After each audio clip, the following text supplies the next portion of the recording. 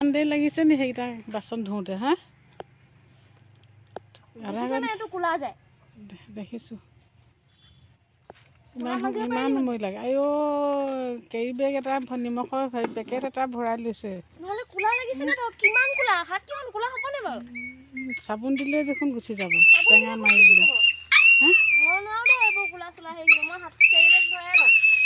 carry বেগ ভৰাই ল'ম নহয় অকল এটা কামত লাগি থাকিলে নহ'ব ন আৰু বহুত কাম আছে কৰিবলৈ আজি বিহু উৰুকাৰ দিনা ইমান এটা কামত ব্যস্ত হৈ থাকিলে নহ'ব মোৰ ভাগৰ লাগিছে মই নোৱাৰোঁ কৰিবই লাগিব সোনকাল কৰা হা পালি চাত আহিছিলি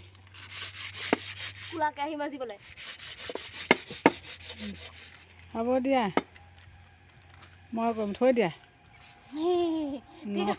আৰু দীঘল দীঘলকৈ নখ থবা